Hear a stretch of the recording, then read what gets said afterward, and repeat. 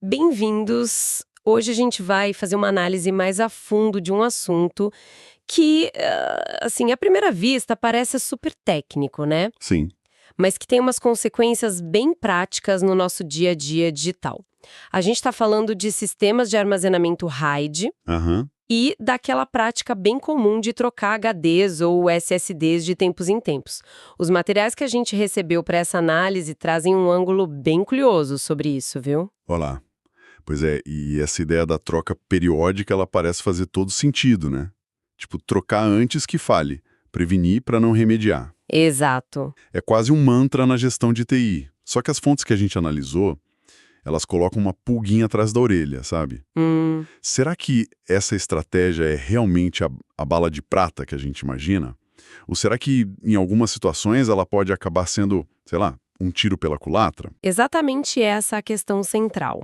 A nossa missão aqui é então desmembrar os argumentos que apareceram nesses materiais, e entender bem o papel da redundância, que é a alma de sistemas como o RAID, né? Fundamental. E avaliar criticamente se essa substituição programada é tão infalível quanto parece. Vamos dar uma olhada nas analogias, nos dados, nos exemplos que as fontes trouxeram. Perfeito. A ideia é justamente essa: dar uma visão clara do que esses materiais sugerem sobre os riscos e benefícios para que o pessoal possa tomar decisões mais informadas sobre a gestão desses sistemas, que são críticos, né? Com certeza.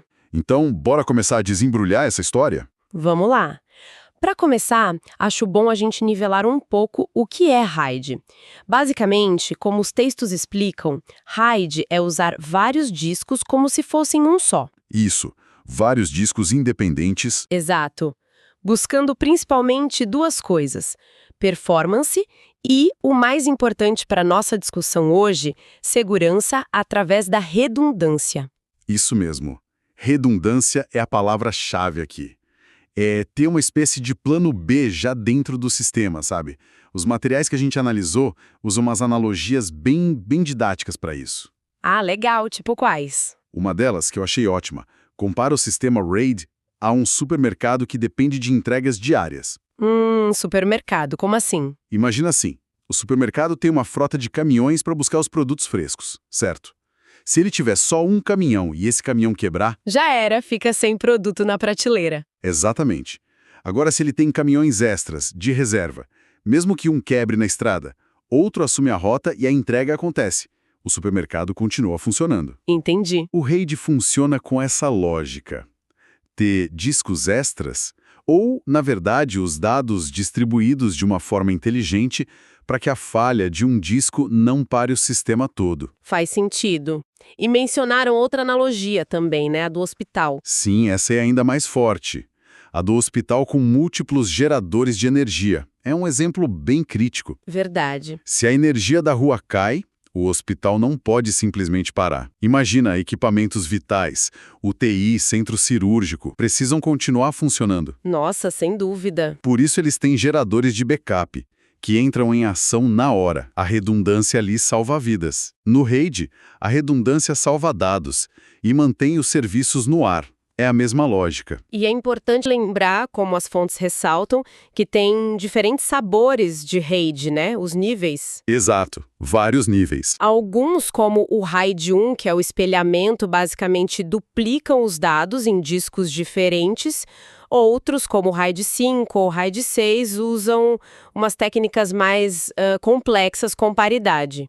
Isso, para permitir reconstruir os dados se um disco falhar no RAID 5 ou até 2 discos no RAID 6. O ponto comum é, eles são projetados já esperando que discos falhem eventualmente. A falha é parte do plano, digamos assim. Exatamente. A falha de um disco num sistema RAID bem configurado não deveria ser uma catástrofe. Deveria ser um incidente gerenciável, justamente por causa dessa redundância que foi planejada. A ideia é que o sistema continue operando normalmente enquanto o disco que deu problema é substituído. A redundância não é um luxo, é a essência da alta disponibilidade que o RAID promete entregar. Ok, então acho que ficou claro esse papel fundamental da redundância. Agora vamos para o ponto nevrálgico que as fontes levantaram. Essa prática, que é bem generalizada, de trocar os discos preventivamente. Uhum. Ou seja, mesmo que um HD ou SSD esteja lá funcionando direitinho, depois de X anos de uso, sei lá, 3, 5 anos, depende da política de cada lugar, Sim, cada um define um prazo. ele é substituído por um novo. A ideia é evitar uma falha futura, certo? E é aí que a análise dos materiais fica interessante. A pergunta que eles fazem é: se o RAID já foi feito para lidar com a falha de um disco, usando a redundância, essa troca preventiva realmente adiciona uma camada tão significativa de segurança assim? Ou, Ou ela pode, quem sabe, paradoxalmente, introduzir novos riscos? e a resposta que eles sugerem é surpreendente. Essa troca pode sim aumentar o risco geral do sistema, Opa, como assim? Aumentar o risco parece contraintuitivo. totalmente. Mas a lógica que eles apresentam foca num fator que talvez a gente ignore às vezes. A possibilidade de defeitos de fabricação nos discos novos. Defeito de fabricação?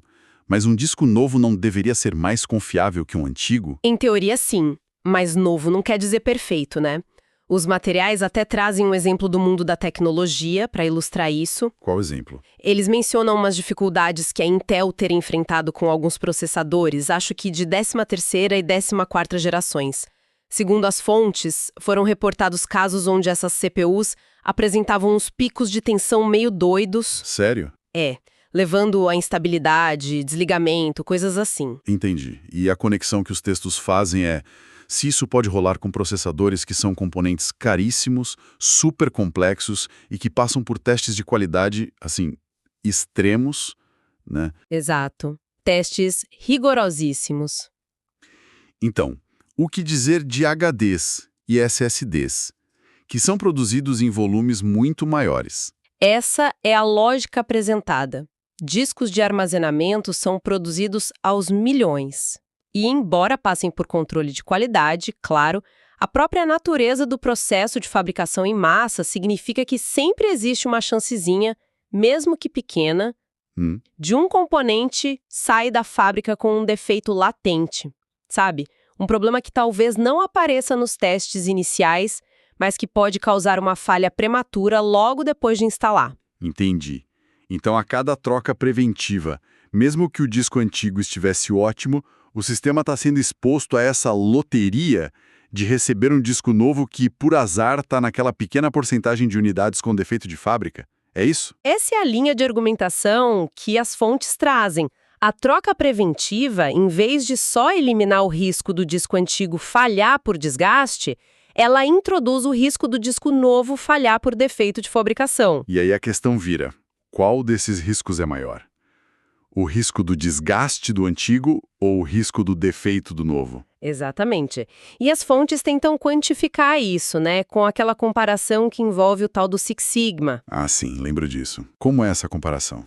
Eles propõem um exercício para a gente colocar os riscos na balança. Primeiro, eles estimam a probabilidade de uma falha realmente catastrófica num sistema RAID robusto. Tipo, vários discos falhando ao mesmo tempo? Isso. Imagina um cenário, sei lá, 6 de 8 discos falhando simultaneamente. A chance disso acontecer, dependendo da configuração, da qualidade dos discos, é calculada como sendo, assim, ridiculamente baixa. Tipo quanto? Talvez na ordem de 1 em 64 milhões.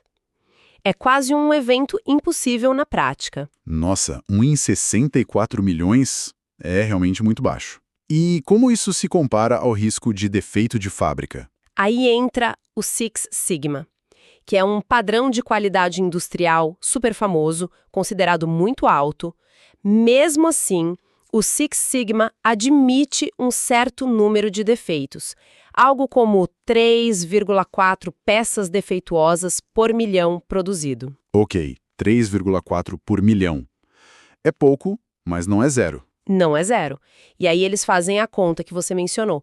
Para ter uma base de comparação justa, vamos pensar naquele mesmo universo de 64 milhões de unidades para igualar com a probabilidade de falha do RAID. Certo. Se a gente aplicar a taxa Six Sigma a 64 milhões de discos, teríamos estatisticamente uns 217 discos que é 64 vezes 3,4, que poderiam sair da fábrica com algum defeito. Caramba! Então, peraí. De um lado, uma chance em 64 milhões de uma falha múltipla catastrófica no RAID. Isso. Do outro, umas 217 chances em 64 milhões de eu pegar um disco novo já com defeito de fábrica, mesmo seguindo um padrão de alta qualidade como o Six Sigma.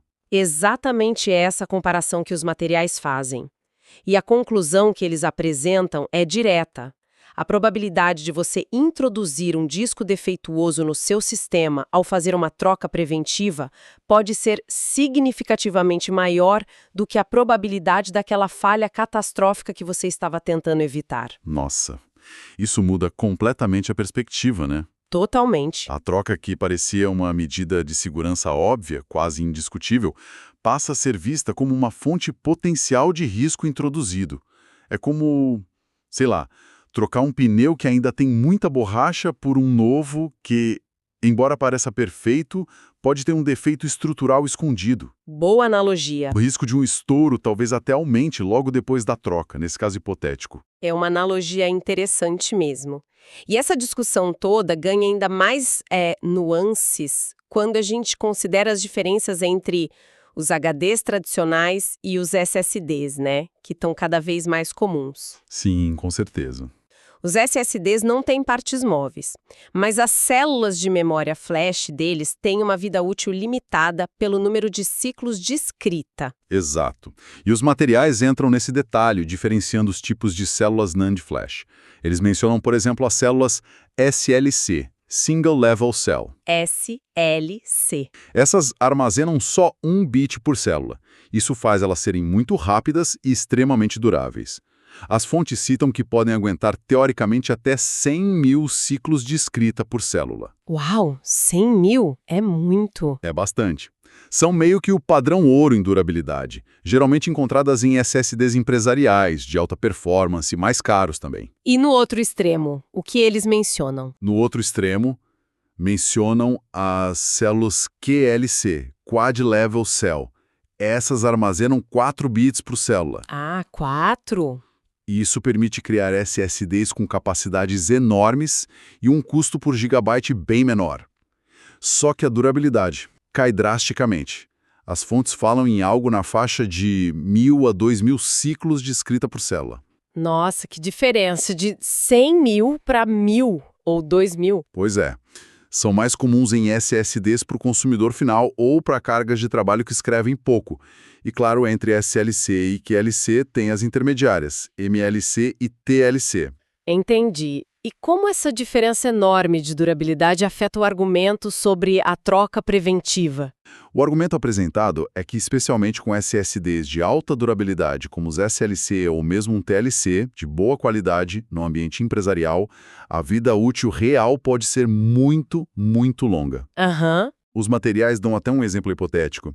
Imagina um SSD SLC usado por 3 anos num servidor que acumulou, sei lá, 30 mil ciclos de escrita. Se ele suporta 100 mil ciclos, 30 mil ainda é bem pouco, né? Menos de 1/3 da vida útil. Exatamente, esse SSD ainda teria, teoricamente, 70% da sua vida útil pela frente. Trocar um componente desses preventivamente só porque deu o prazo de 3 anos... Seria um desperdício. Seria não só introduzir aquele risco de defeito de fabricação do disco novo, que a gente já falou, mas também um enorme desperdício. É jogar fora um componente caro, ainda perfeitamente funcional e com anos de serviço potencial pela frente. Então a análise sugere que essa prática não se sustenta muito bem. Nem tecnicamente pelo risco introduzido, nem financeiramente ou administrativamente pelo desperdício de recurso e de vida útil. É essa linha de raciocínio apresentada. Para sistemas RAID bem configurados, especialmente os que usam componentes de nível empresarial com boa durabilidade, a abordagem mais sensata, segundo essas fontes, seria confiar na redundância e investir pesado num bom monitoramento. Monitoramento. O que isso envolve na prática, segundo os materiais? O que seria um bom monitoramento? Olha, o monitoramento eficaz vai além de simplesmente ver se o disco está online ou offline. Isso é o básico do básico. Certo. Envolve acompanhar de perto os parâmetros SMART dos discos, sabe, Self-Monitoring, Analysis and Reporting Technology. Ah, sim, o SMART. Esses parâmetros podem dar sinais precoces de desgaste ou de problemas que estão por vir. Coisas como o aumento de setores realocados, erros de leitura ou escrita que não foram corrigidos, variações estranhas de temperatura. Vários indicadores de saúde, digamos. Exatamente, indicadores de saúde do disco. A ideia é agir com base em evidências concretas de degradação e não num calendário arbitrário que ignora a condição real do componente. Entendi. Então, em vez de trocar por tempo de uso, troca-se pela condição real que o monitoramento detecta. Exato. Substituir os discos apenas quando eles efetivamente falham o que o RAID deve segurar ou quando o monitoramento SMART e outros indicadores mostram sinais claros e preocupantes de que uma falha é provável em breve. Parece mais lógico. Segundo a argumentação das fontes, isso maximiza a vida útil dos componentes, evita o desperdício e minimiza a exposição ao risco de defeitos em peças novas. E se, mesmo com esse bom monitoramento, a pessoa ou a empresa sentir que precisa de mais segurança ainda? Qual a sugestão que emerge dos materiais nesse caso? A sugestão implícita, pelo que deu para entender, não é trocar discos bons mais cedo, é fortalecer a própria redundância do sistema. Ah, interessante. Como? Se a configuração do sistema permitir, e o orçamento também, claro, considerar adicionar mais discos ao conjunto RAID. Por exemplo, migrar de um RAID 5, que tolera a falha de um disco, Para um RAID 6. para um RAID 6, que tolera a falha de 2 discos simultaneamente. Ou até usar configurações mais complexas, como o RAID 10, que combina espelhamento e distribuição. Entendi. Aumentar a capacidade do próprio sistema de absorver falhas. Exato. Isso aumenta a robustez sem introduzir o risco específico das peças novas defeituosas e ainda aproveita a vida útil dos discos que já estão lá, operando e comprovadamente estáveis. Faz todo sentido. Bom, então, resumindo a nossa análise de hoje. A gente explorou o conceito de redundância nos sistemas RAID, vimos como as analogias ajudam a entender a importância disso Sim. e, principalmente, a gente questionou aquela prática comum da troca preventiva de discos baseada só no tempo de uso. Isso. Os materiais que a gente analisou apresentaram um argumento bem forte de que essa troca, embora pareça lógica à primeira vista, pode introduzir mais riscos do que benefícios. Aham. A comparação entre a probabilidade de defeitos de fabricação, mesmo com alta qualidade, e a probabilidade baixíssima de falha catastrófica simultânea num RAID bem gerenciado, parece pender contra a troca preventiva. E a questão da longa vida útil dos SSDs de boa qualidade reforça ainda mais esse ponto, né? Destacando o potencial de desperdício. Com certeza. A mensagem central que a gente extrai dessa análise é que a redundância é uma ferramenta poderosa e confiável, e que confiar nela combinada com um monitoramento atento, baseado em dados reais da saúde dos discos, Monitoramento inteligente. isso parece ser a estratégia mais prudente e eficiente, de acordo com a perspectiva que foi apresentada. Substituir só quando for realmente necessário, baseado em evidência. E para finalizar, como é o nosso costume aqui, vamos deixar uma reflexão que ecoa um pouco as discussões nos próprios materiais, né? Opa, manda aí. Se essa lógica de confiar na redundância e no monitoramento em vez da intervenção preventiva meio cega se aplica tão bem ao sistema de armazenamento atuais, como será que isso pode evoluir? Como assim? Pensa nas tecnologias futuras. Sei lá, armazenamento baseado em DNA, computação quântica, com aqueles desafios enormes de estabilidade. Como vai ser a gestão de riscos e redundância nesses cenários super avançados? Nossa, verdade. Será que a filosofia vai ser a mesma?